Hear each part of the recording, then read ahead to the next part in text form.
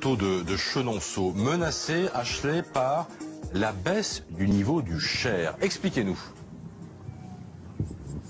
Oui, parce que ce château, il est monté sur des pieux en bois, un peu comme à Venise, et il faut que ces pieux ils soient immergés à un certain niveau pour être conservés. Or, en ce moment, le niveau du Cher, il est très bas. Regardez, hein, on voit sur la berge les marques de l'eau. On voit parfaitement le fond du Cher en ce moment. 80 cm environ, ça descend même à 45 cm par certains endroits. Le risque, si les pieux restent trop longtemps hors de l'eau, c'est quoi ? Mais écoutez, le risque, c'est l'assèchement des structures des fondations du château.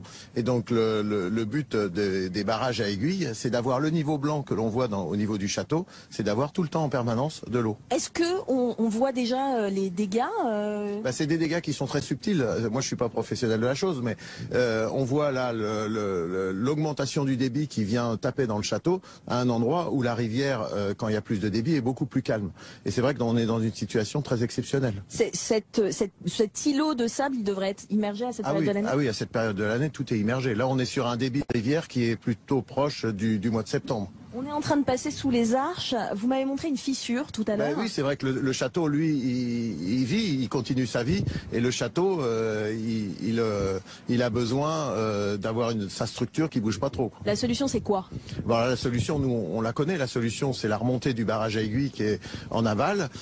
Normalement, vous le remontez à quelle période de l'année ? On le remonte fin mai. Et c'est vrai que là, la situation exceptionnelle pour la problématique du château, c'est d'attendre fin mai. Et là, les spécialistes disent, attention, là, il y a danger. Il faudrait le remonter plus tôt, mais est-ce que c'est possible ? Alors la loi nous impose de le remonter fin mai.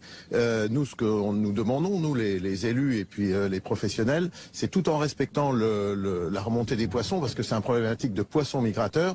C'est bien de remonter ce barrage grâce à la passe à poissons qui a été construite l'an dernier par le conseil départemental.